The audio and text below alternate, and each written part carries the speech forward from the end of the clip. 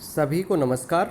मैं Vimal Kumar Yadav, assistant professor political science, government PG college Behror, government college के YouTube channel में आपका हार्दिक स्वागत करता हूं। आज हम चर्चा करेंगे मॉडरेट नेशनलिज्म। मॉडरेट नेशनलिज्म मतलब उदारवादी राष्ट्रवाद के बारे में हम चर्चा करेंगे। ये जो टॉपिक है उदारवादी राष्ट्रवाद, ये एमए के स्टूडेंट्स के लिए तथा बीए सेकेंड ईयर के स्टूडेंट्स के लिए बहुत उपयोगी है। बीए सेकेंड ईयर के सिलेबस में भारतीय शासन और राजनीति जो पुस्तक है उसमें सेकंड चैप्टर है उदारवादी राष्ट्रवाद। तो इसमें हम चर्चा करेंगे उदारवादी राष्ट्रवाद कब से कब रहा, इसमें क्या क्या साधन अपनाए गए और उनके मूल्यांकन।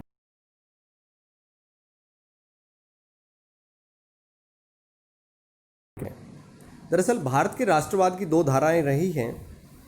शुरुआती जो दो धाराएं थी वो थी, पहली उदारवादी राष्ट्रवाद, दूसरा उग्रवादी राष्ट्रवाद और तीसरा गांधीवादी युग। तो ये जो उदारवादी राष्ट्रवाद था ये कांग्रेस की स्थापना की शुरुआत से ही माना जाता है। 1885 से इसकी शुरुआत मानी जाती है। यद्यपि 1885 से पहले British India association, Indian association, Bombay presidency association और पूना की सार्वजनिक सभा जो है राजनीतिक क्षेत्र में कार्य कर रही थी, लेकिन इन संस्थाओं में कोई भी ऐसी नहीं थी जिसका स्वरूप अखिल भारतीय हो। तो कांग्रेस पहली ऐसी संस्था थी जिसका स्वरूप अखिल भारतीय था। और पंडित मदन मोहन मालवीय ने कहा भी है कि भारत ने अपनी आवाज़ इस महान संस्था में पाई। और जब हम भारत के राष्ट्रीय आंदोलन का इतिहास पढ़ते हैं तो ये कहा जाता है कि कांग्रेस का इतिहास ही भारत के स्वतंत्रता संग्राम का इतिहास है। तो उदारवादी राष्ट्रवाद जो है वो शुरुआती 20 वर्ष का जो काल है उसमें माना जाता है। इस 20 वर्षों में कांग्रेस का नेतृत्व करने वाले उदारवादी या नरम रुख अपनाने वाले नेता थे, इसलिए इसे उदार या नरम राष्ट्रीयता का काल कहा जाता है। इसमें ये क्रांतिकारी संस्था नहीं थी, बल्कि इसके जो नेता थे उन्होंने ब्रिटिश शासन के प्रति सहयोग और विश्वास की नीति अपनाई तथा उन्होंने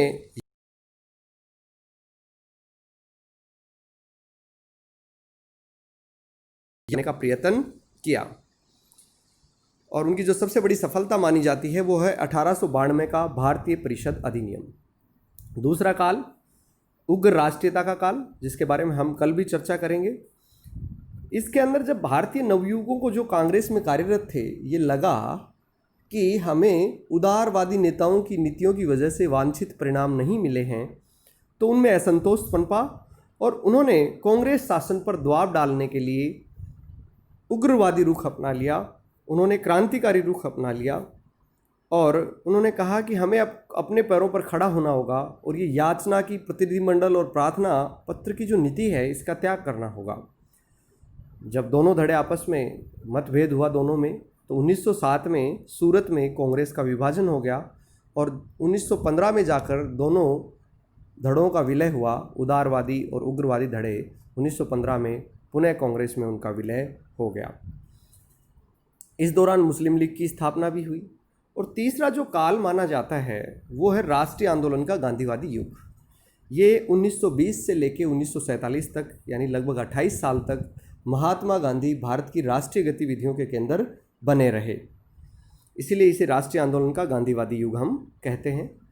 इसमें अहिंसात्मक संघर्ष की नीति कांग्रेस के द्वारा अपनाई गई। इसमें असहयोग आंदोलन, सविनय अवज्ञा आंदोलन, भारत छोड़ो आंदोलन, ये सब इसमें चलाए गए।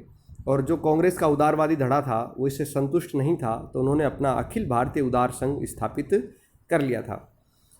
इस काल में हिंदू मुस्लिमों के जो मतभेद थे वो चरम सीमा पे चले गए थे और 1940 में कराची अधिवेशन के पश्चात मोहम्मद अली जिन्ना के नेतृत्व में मुस्लिम लीग ने अलग पाकिस्तान की मांग शुरू कर दी थी और 1947 में भारत का विभाजन हो गया था।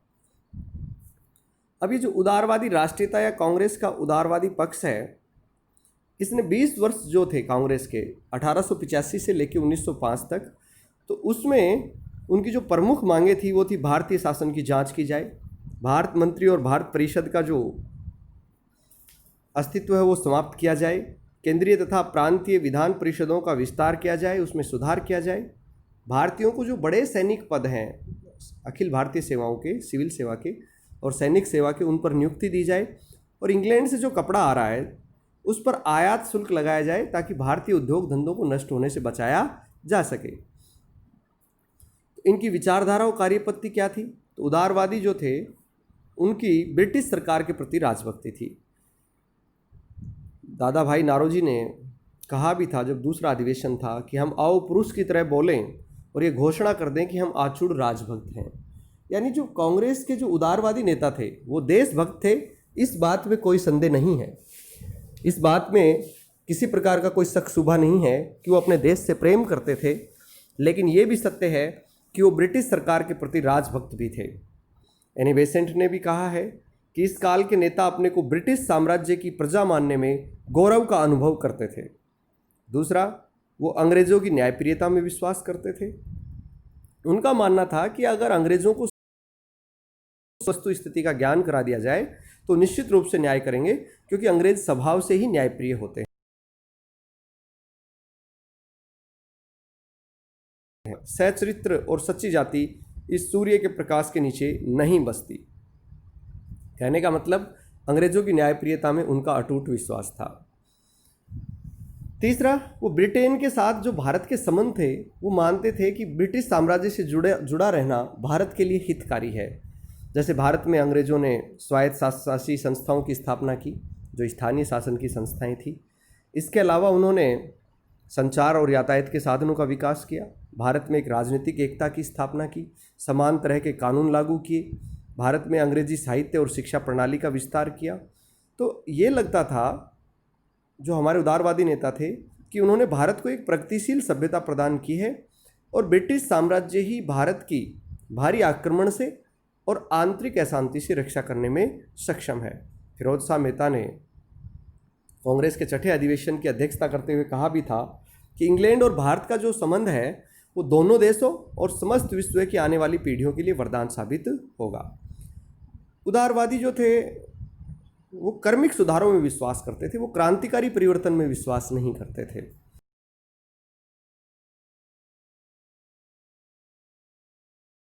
इसकी संस्था को समाप्त कर दिया जाता। वो चाहते थे कि धीरे धीरे प्रशासन में और शासन में ऐसे सुधार किया जाए प्राप्त कर लें। तो कर्मिक सुधारों में धीरे धीरे सुधारों में विश्वास करते थे कि केंद्रीय जो विधान परिषद है और प्रांतीय विधान परिषद है उसमें भारतीयों को अधिकाधिक प्रतिनिधित्व दिया जाए, प्रशासन में सुधार किया जाए। और इसके अलावा उनका मानना ये था कि जो टैक्स है, जो कपड़ा आता है ब्रिटेन से, उस पर टैक्स लगाया जाए। तो धीरे धीरे सुधारों में उनका विश्वास था। उदारवाद का जो अंतिम लक्ष्य था वो राजनीतिक स्वशासन ही था। वो धीरे धीरे सुधार करके अंत में स्वशासन की प्राप्ति कर लेना चाहते थे। अब उदारवादियों के यदि हम मूल्यांकन करें तो जो उनके आलोचक हैं उनका कहना है कि देशभक्ति और राजभक्ति एक साथ नहीं चल सकती, क्योंकि ब्रिटिश साम्राज्य जो था वो भारत की तबाही के लिए जिम्मेदार था और अंग्रेज़ों के प्रति राजभक्ति और भारत के प्रति देशभक्ति, ये दोनों चीज़ें एक साथ संभव नहीं हैं।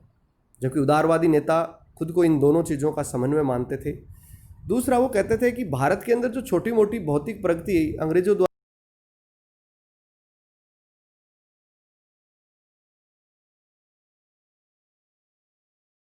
उदारवादियों की नीति भी सही नहीं थी, क्योंकि भारत के अंदर जनता पर अत्याचार और उत्पीड़न के लिए अंग्रेज ही जिम्मेदार थे।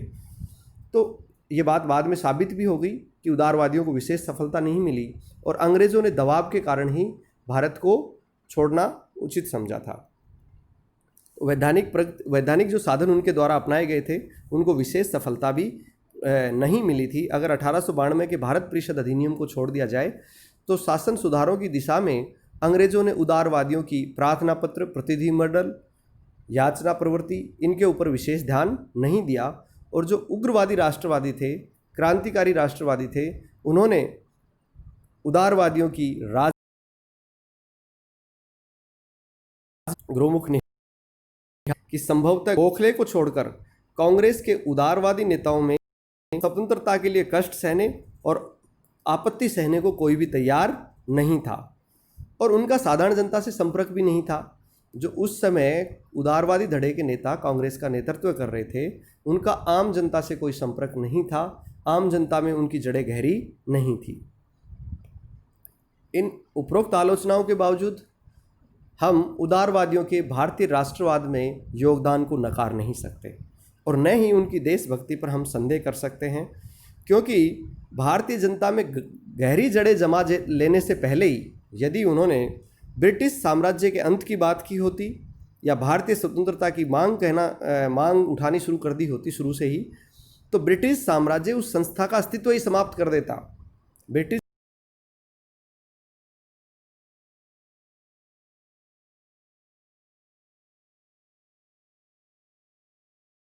प्राप्त कर सकेंगे। उनके महत्व को हम निम्न बिंदुओं से स्पष्ट कर सकते हैं। पहला, उन्होंने ब्रिटिश शासन के दोषों को स्पष्ट किया। उन्होंने नौकरशाही जो भारत में काम कर रही थी उसकी कमियों को निकालना शुरू किया और उसके माध्यम से उन्होंने ब्रिटिश शासन के दोषों को भारतीय जनता के समक्ष स्पष्ट किया कि ब्रिटिश साम्राज्य किस प्रकार भारत में शासन कर रहा है, उसकी कमियां क्या हैं और उसमें क्या सुधार होने चाहिए। यानी शुरू से ही कांग्रेस ने ब्रिटिश साम्राज्य के अंदर जो भारत में जो ब्रिटिश सरकार चल रही थी उसके विपक्ष की भूमिका निभाई। दूसरा, भारतीय राष्ट्रीयता का कारण।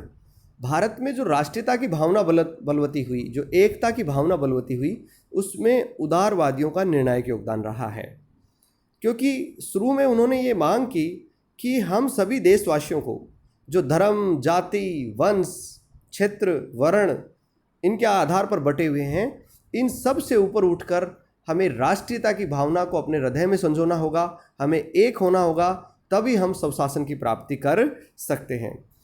गुरुमुख निहाल सिंह ने भी कहा है कि प्रारंभिक कांग्रेस ने राजभक्ति की प्रतिज्ञाओं, नरम नीति, आवेदन ही नहीं अपितु भिक्षावृत्ति के बावजूद भी उन दिनों राष्ट्रीय जागरण, राष्ट्रीय राजनीतिक शिक्षा और भारतीयों को एकता के सूत्र में पिरोने और राष्ट्रीयता की भावना के निर्माण करने में कठिन परिश्रम किया था। इसके अलावा उन्होंने भारतीयों को राजनीतिक शिक्षा भी प्रदान की। उन्होंने भारतीयों को इस बात के लिए प्रेरित किया कि वो स्वशासन की मांग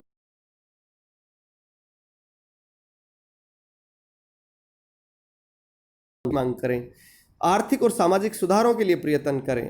तो इन सब चीज़ों के लिए प्रेरित करने में, इन सब चीज़ों की राजनीतिक शिक्षा देने में, जनता के मध्य प्रजातंत्र और समानता के सिद्धांतों का प्रचार प्रसार करने में राजनीतिक उदारवादियों का, कांग्रेस के उदारवादियों का एक बहुत ही महत्वपूर्ण स्थान रहा है।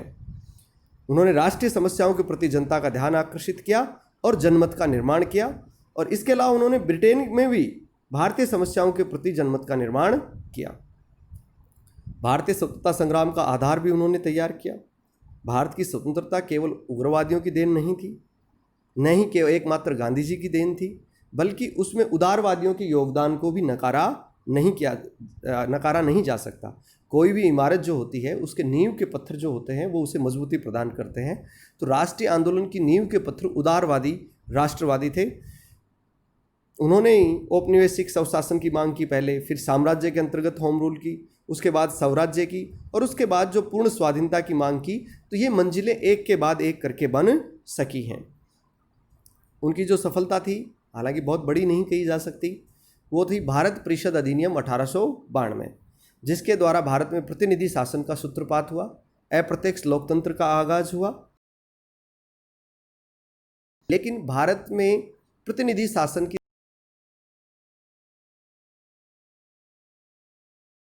राष्ट्रवादियों का राष्ट्रवाद के निर्माण में क्या योगदान रहा, देश की स्वतंत्रता में क्या योगदान रहा, स्वशासन में क्या योगदान रहा। अब उदारवादी राष्ट्रीयवादी जो नेता थे उदारवादी युग के, उनमें प्रमुख थे एलन ऑक्टेवियन ह्यूम, वोमेश चंद्र बनर्जी, दादा भाई नौरोजी, सुरेंद्रनाथ बनर्जी, फिरोज शाह मेहता, गोपाल कृष्ण गोखले। इनमें सबसे महत्वपूर्ण थे गोपाल कृष्ण गोखले, जिन्हें आदरणीय महात्मा गांधी जी का राजनीतिक गुरु भी कहा जाता है। तो आज का ये टॉपिक यहीं समाप्त होता है।